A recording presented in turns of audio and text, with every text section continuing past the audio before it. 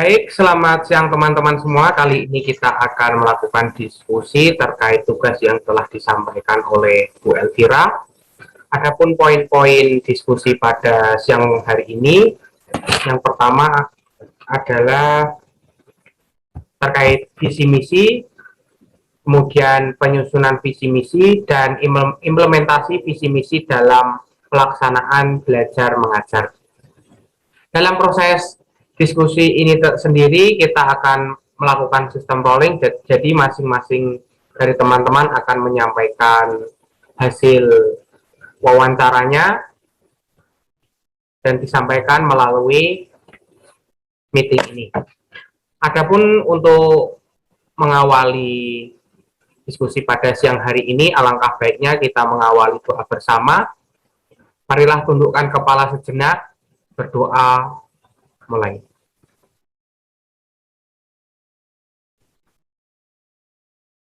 Berdoa selesai. Baik. Jadi sistem rolling ini sendiri, jadi masing-masing teman-teman akan menyampaikan dan di akhir akan disampaikan kesimpulan oleh Arvionita. Jadi pada kesempatan penyampaian awal akan langsung oleh Arvionita. Pada Arvionita, saya persilahkan. Perkenalkan, nama saya Arvionita Nainataules, saya NIM 29 2019 027. Saya melakukan wawancara di SD Negeri Candigaron 4 dengan narasumber Bapak Fajar Setiono SPD selaku Kepala Sekolah SD Negeri Candigaron 4. Nah, visi SD Negeri Candigaron 4 ini yaitu mewujudkan peserta didik yang berkarakter unggul dalam prestasi, berwawasan global, berjiwa konservasi, dan ramah anak. Sedangkan misi dari SD Negeri Candigaron 4 ini yaitu menyelenggarakan pendidikan yang berbasis karakter, lalu melaksanakan pembelajaran dengan pendekatan saintifik sesuai dengan abad 21, yang ketiga melaksanakan kegiatan ekstrakurikuler, yang keempat melaksanakan pembelajaran berbasis teknologi informasi, dan yang terakhir melaksanakan Jumat bersih. Nah, visi misi ini tentu dilakukan di SD Negeri Candigaron 4. Dan visi misi sudah dibuat sebelum Pak Fajar ada di SD Negeri Candigaron 4 ini. Nah, yang melaksanakan atau melakukan visi misi ini adalah semua warga sekolah, komite beserta wali murid sebagai penunjang tercapainya visi misi di sekolah. Menurut Pak Fajar, visi misi ini dibuat dengan tujuan untuk meraih apa yang menjadi tujuan sekolah dan juga sesuai dengan perkembangan pendidikan di masa sekarang ini. Pak Fajar mengatakan jika beliau sangat setuju dengan visi dan misi yang ada pada saat ini. Karena menurut beliau, visi misi yang telah ditetapkan saat ini sangat tepat untuk meraih harapan yang lebih baik bagi sekolah. Dan bila pun akan ada perubahan, jika visi misi tersebut sudah tidak sejalan dengan kemajuan pendidikan saat ini.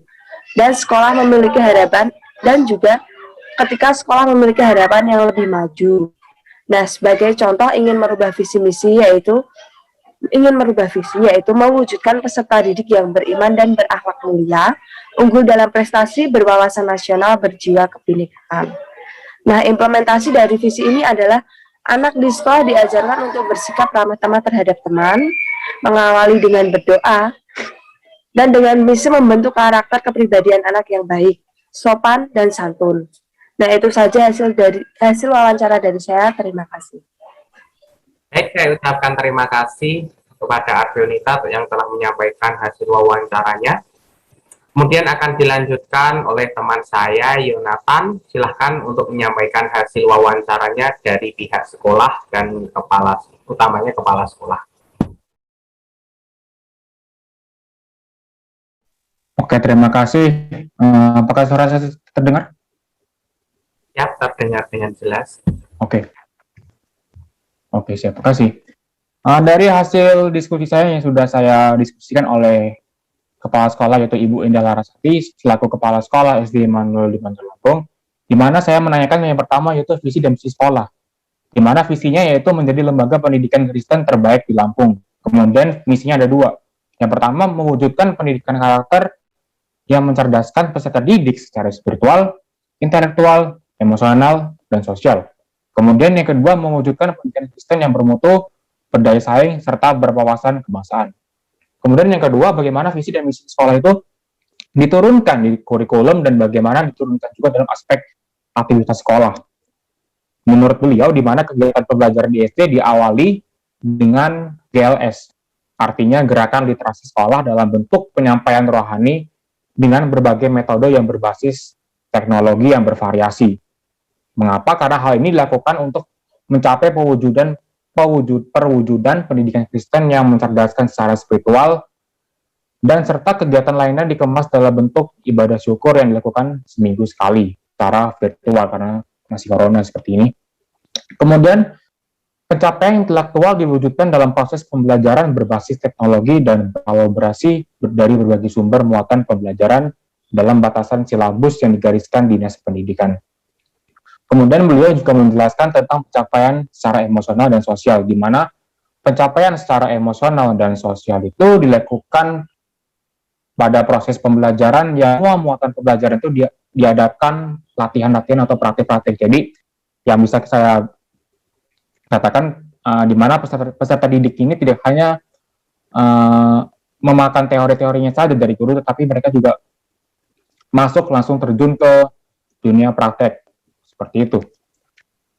Kemudian untuk pendidikan yang bermutu, SD Immanuel ini dalam proses pembelajarannya harus mengikuti mutu pendidikan saat ini dan terus terbenah melalui SDM yang ada dan selalu di-upgrade kemampuannya, intelektualnya, dan juga teknologinya agar dapat sesuai dengan kondisi perkembangan teknologi saat ini.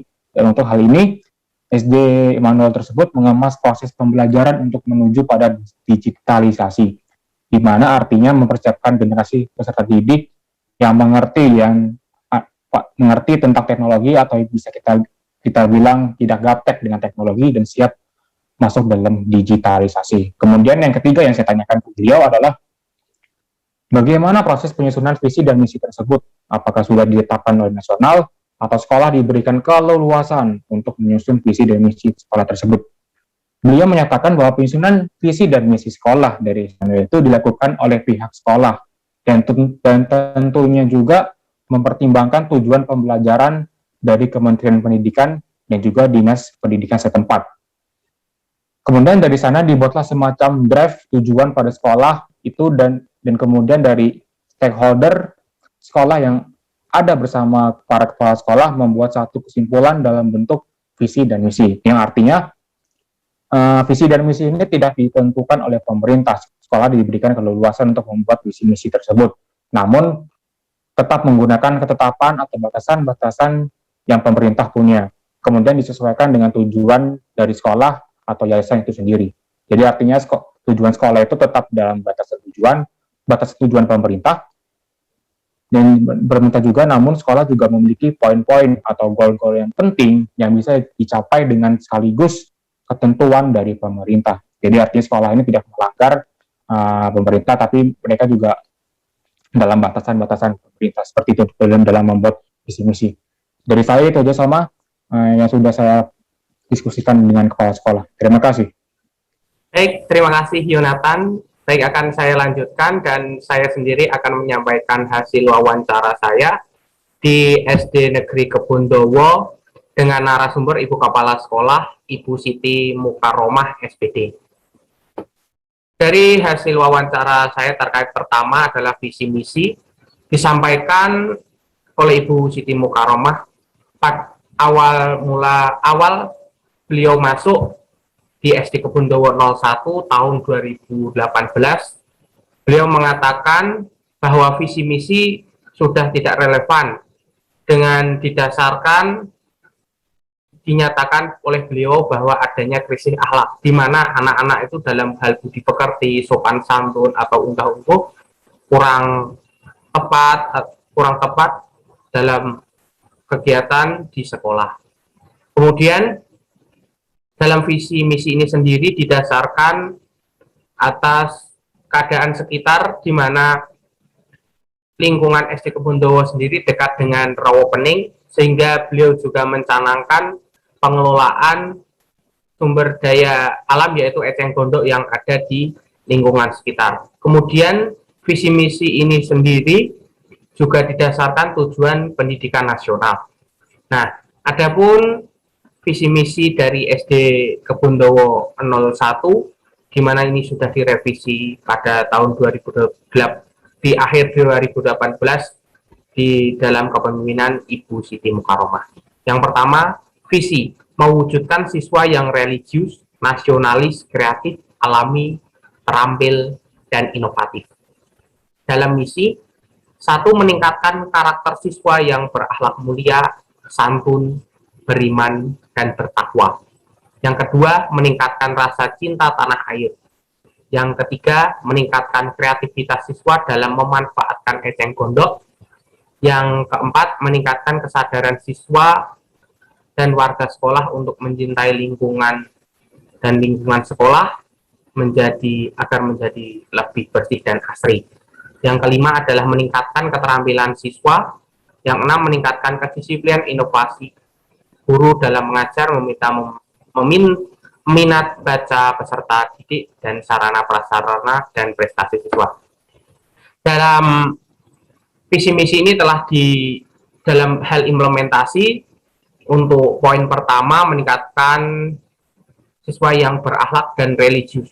Dan itu diajarkan melalui doa pagi, dengan diajarkan budi pekerti oleh guru dalam proses belajar mengajar, dan ditanamkan keimanan oleh guru agama masing-masing. Nah, itu untuk poin religius. Kemudian dalam nasionalis, di dalam implementasinya dibuktikan dengan adanya upacara bendera, dengan diisi amanat-amanat pembina saat pengibaran bendera merah putih, diajarkan untuk berhormat, dan kemudian di dalam kelas, dalam menyanyikan lagu wajib nasional, juga disertai dengan penghayatan.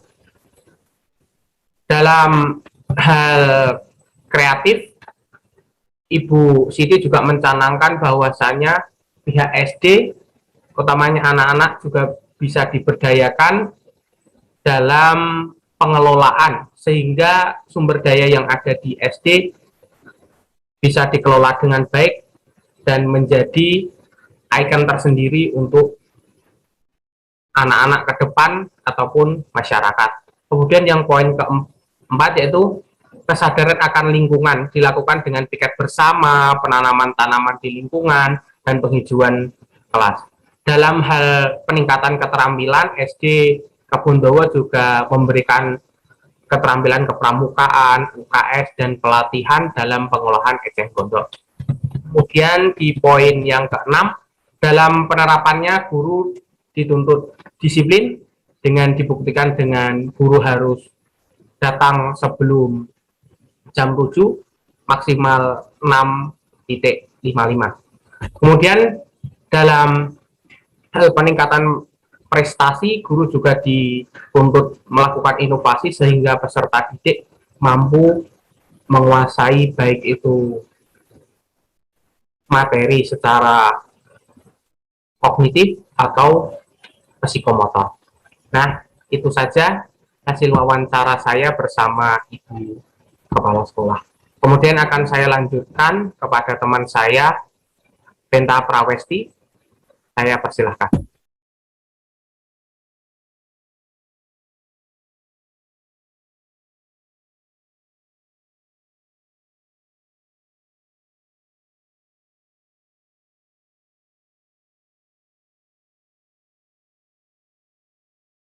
Cek apakah suara saya terdengar.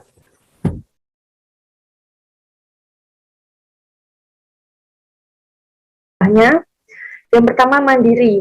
Mandiri artinya mengupayakan peserta didik dapat memiliki sikap mandiri. Kemudian yang kedua, aktif. Aktif artinya mengembangkan intelektual peserta didik dengan melaksanakan pembelajaran yang aktif dan kreatif, inovatif, serta menyenangkan. Kemudian yang ketiga, nasionalis. Nasionalis sendiri itu artinya mengembangkan nilai-nilai penguatan pendidikan karakter melalui pembiasaan diri. Yang kelima, takwa. Artinya mengembangkan ketakwaan kepada Tuhan Yang Maha Esa dengan bimbingan roh kerohanian dan keteladanan dalam penerapan kehidupan sehari-hari. Kemudian yang kelima, asyik. Menciptakan lingkungan pembelajaran yang mengasihkan dengan mengembangkan keanekaragaman potensi akademik dan non-akademik. Kemudian yang keenam, peduli. Peduli artinya mengembangkan rasa kepedulian terhadap sesama dan lingkungan. Yang ketujuh, berwawasan lingkungan hidup. Artinya membangun dan mengembangkan komitmen cinta. Kemudian yang kedelapan, bermutu. Bermutu artinya meningkatkan penjaminan mutu standar nasional pendidikan. Nah, jadi mantap itu kepanjangan dari mandiri, aktif, nasionalis, takwa, asyik, peduli, berwawasan lingkungan hidup, dan bermutu. Kemudian, bagaimana visi misi diturunkan ke dalam aspek aktivitas di sekolah. Untuk implementasi visi misi ini, visi sekolah di SD Negeri 21 ini menetapkan mantap sebagai visinya. Mantap di sini memiliki arti yang diturunkan kepada misi seperti yang tertulis di atas. Implementasi secara kesehariannya seperti contoh aktif. Aktif di sini guru diminta untuk mengembangkan kegiatan pembelajaran secara kreatif dan menyenangkan. Contohnya yang dilakukan guru dalam pembelajaran di kelas adalah dengan memanfaatkan kardus bekas untuk dibuat menjadi sebuah jam dan menggunakan jam tersebut untuk alat peraga belajar di kelas. Itu contoh di kelas 2. Kemudian untuk nasionalis, di sekolah ini setiap paginya guru melakukan apel pagi di lapangan untuk menyanyikan lagu daerah atau lagu nasional dan melakukan penghormatan kepada bendera merah putih. Nah, setiap siswa itu paginya pun menyanyikan lagu daerah ataupun lagu yang nasionalisme itu.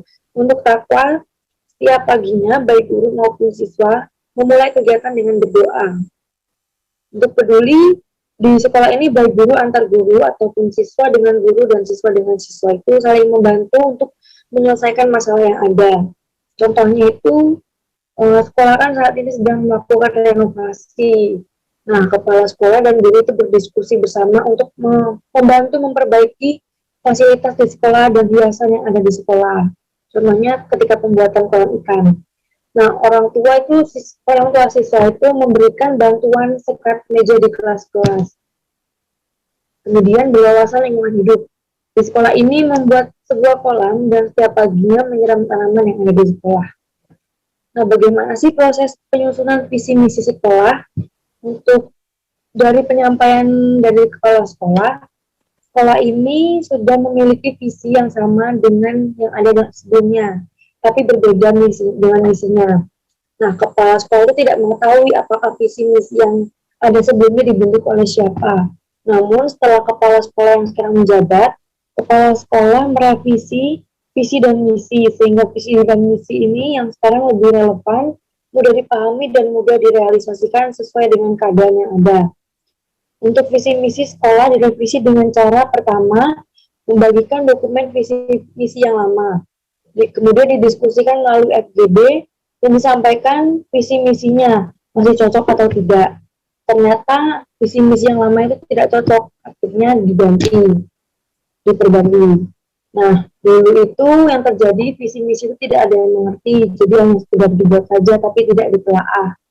Karena juga kepala sekolah maupun guru tidak ada pembekalan untuk pembuatan visi dan misi.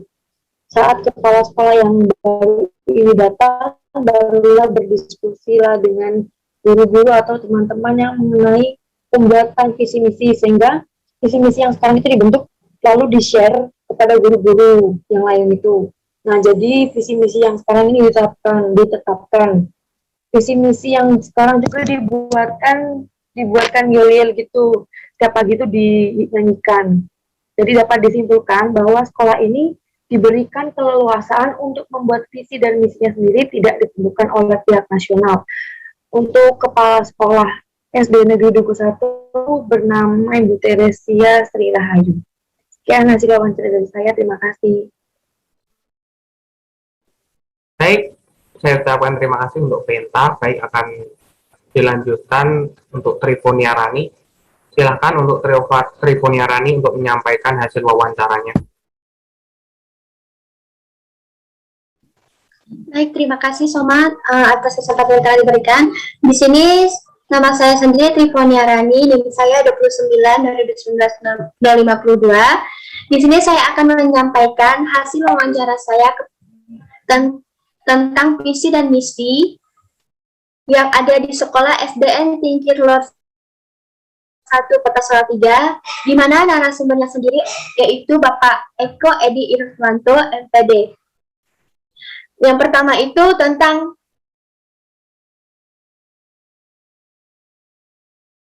misi yang terdapat di dalam sekolah tersebut. Visi sekolah tersebut terwujudnya peserta didik yang unggul dalam berprestasi, berkarakter, santun dalam berperilaku, berlandasan iman dan takwa. Sedangkan misinya sendiri yang terdiri atas 4. Yang pertama yaitu melakukan pembelajaran aktif, inovatif, kreatif, efektif, dan menyenangkan, atau yang sering disingkat dengan PAIKEM. Sedangkan misi sekolah yang kedua membiasakan hidup santun dalam sikap, perilaku, dan tutur kata. Dan yang ketiga, menciptakan suasana sekolah yang religius. Dan yang keempat, menyediakan sarana untuk meraih keunggulan sesuai dengan potensi siswa. Nah, dari visi dan misi yang terdapat di SDN Tingkir tersebut, mereka mengimplementasikannya dengan cara yaitu melakukan aktivitas-aktivitas ke sekolah yang dilakukannya dengan cara yang pertama itu dalam aspek mewujudkan peserta didik yang berprestasi. Contohnya saja, dalam setiap memperingati tanggal 10 Oktober dan Hari Pendidikan, di sekolah tersebut mengadakan perlombaan seperti perlombaan membuat puisi, perlombaan kerajinan tangan, dan ada juga kegiatan kepramukaan, di mana di sekolah tersebut banyak sekali piagam-piagam dan sertifikat penghargaan untuk baik itu untuk anak muridnya dan juga guru-gurunya untuk melakukan kegiatan terwujudnya peserta didik yang unggul dalam berprestasi. Sedangkan dalam visi dan misinya yang kedua yaitu berkarakter. Setiap sebelum pandemi, kegiatan yang ada di sekolah itu misalnya dalam proses pembelajaran.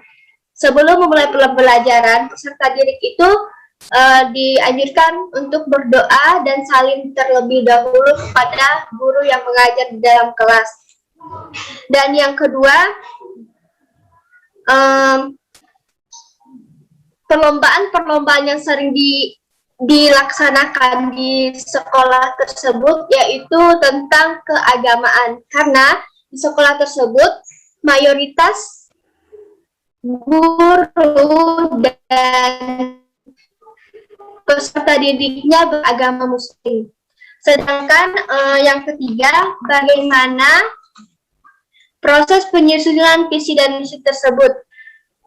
Proses penyusunan visi dan misi di sekolah tersebut yaitu dibuat sendiri tapi dengan aturan pemerintah.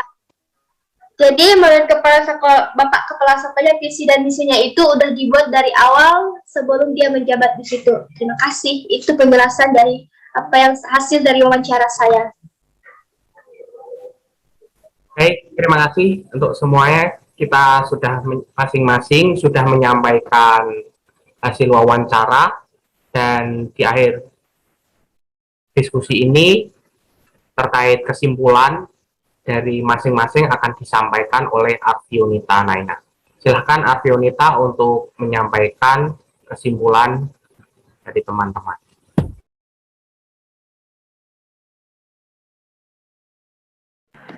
Dari pemaparan yang teman-teman sampaikan, dapat disimpulkan bahwa dalam pembuatan visi dan misi, sekolah diberikan keleluasaan untuk membuat visi dan misinya, tidak ditentukan oleh pihak nasional, yang artinya pemerintah tidak menentukan visi dan misi di masing-masing sekolah. Sekolah bisa menentukan visi dan misinya sendiri sesuai dengan keadaan lingkungan sekitar. namun tetap menggunakan ketetapan-ketetapan atau batasan-batasan yang telah pemerintah punya. Kemudian disesuaikan dengan tujuan dari sekolah atau yayasan itu sendiri. Itu saja kesimpulan dari saya. Baik, terima kasih Adionita. Mungkin ada tambahan lagi dari teman-teman, silahkan disampaikan dalam forum diskusi ini. Mungkin dari Yonatan Daniel, Vince Prawesti atau Trifonia ada tambahan lagi, mungkin ada kurang.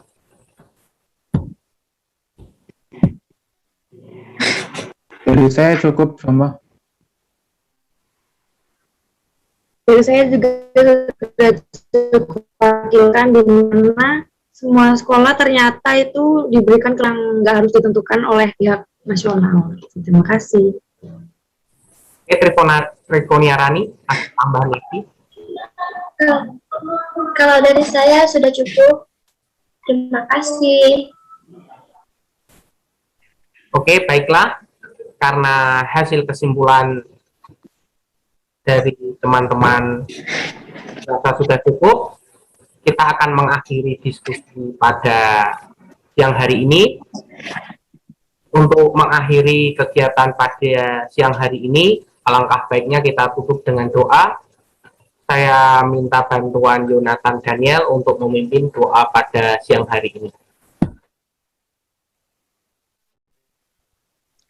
Oke teman-teman, karena tadi di awal sudah mengawal doa, sekarang kita lanjutkan dengan doa.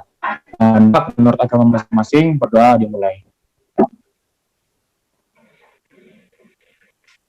Berdoa selesai. Baik, terima kasih teman-teman. Kita melanjutkan aktivitas. Saya ucapkan terima kasih.